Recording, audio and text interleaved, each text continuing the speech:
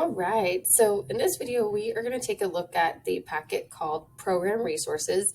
And this is a really good packet for us to have and for you to be able to reference. So from the start, I highly suggest that you print this off because this is going to help you be able to plan and be more efficient within your nutrition program. So the first thing that we're going to look at here as we scroll down is this portion control guide. One of the hardest things for us to do is to be able to step out, to create meals, those kind of things when it comes to following a nutrition program. So this gives us an idea of how we can control our portions by just using our hands. So this is a little bit of a cheat sheet for you. You can walk yourself through this one and take a look at what these different measurements might look like. So when we're looking at a fist, we're looking at making that fist, and that's going to be equivalent to 1 cup. If we're looking at something like meats and we're wanting to see more of like ounces, if we were to open up your hand, this palm size is going to be equivalent to about a 3-ounce portion. If we're looking at something like fats and we were to cup our hand, we are going to be able to fill that little cup with one of those fats. So something like nuts or raisins. Then if I'm looking at, 2 handfuls, I would be able to take 2 of my hands, fill those 2 sections up, and that would be about 1 ounce of something like chips, popcorns, pretzels, things like that. Thumb, again, that would be, if we're looking at something smaller in terms of fats, like 1 ounce to a tablespoon, and then a thumb tip or the very top would be something even smaller, similar to a teaspoon. I do highly suggest, however, that the more accurate you want to be within your nutrition program and the more results that you want to see, it would be very, very helpful for you to be practicing this idea of weighing and measuring.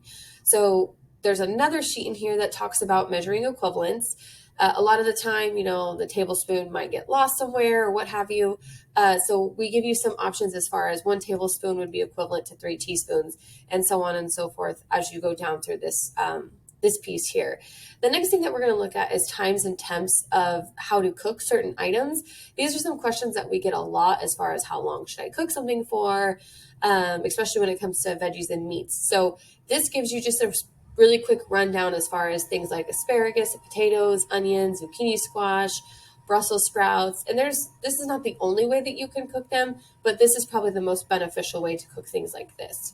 Again, one of the most common questions we get is cooking meat. So meat, fish, and poultry.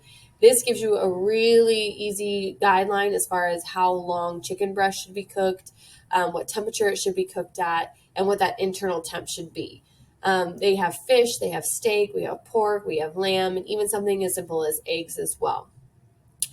Another common question that we get a lot is the cooking ratios for things like rice, oats, all that kind of stuff. So again, these are so helpful to have printed out so that when you do go to make your meals or you're prepping for the week, you can have this right next to you. So for example, rice, brown rice, rolled oats, steel cut oats, couscous, quinoa, farro, millet, all of that's going to be very, very helpful. We also give you a little bit of a spice it up list. So this is going to be where you can make your own spices. You can play around with certain things like that. Lemon pepper is probably one of my favorites. And because it's fall, we added a little bit of a pumpkin seasoning to it. So another really helpful thing is going to be being able to build your own protein bowl. So we've done a protein bowl for you and we've done a breakfast bowl.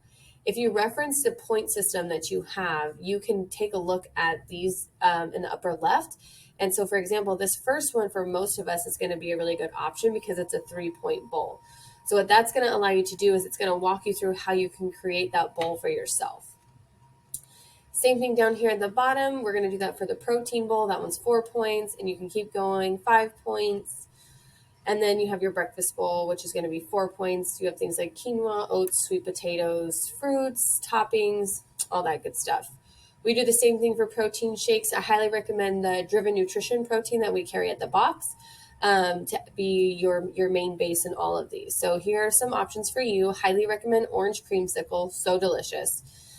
The next thing that I want to take a look at is your weekly menu. This is going to be really helpful for you to print out, plan your menu the week before, just kind of get an idea, practice, your goals, practice your weighing and measuring, make yourself a shopping list, reference your shopping list in your point system.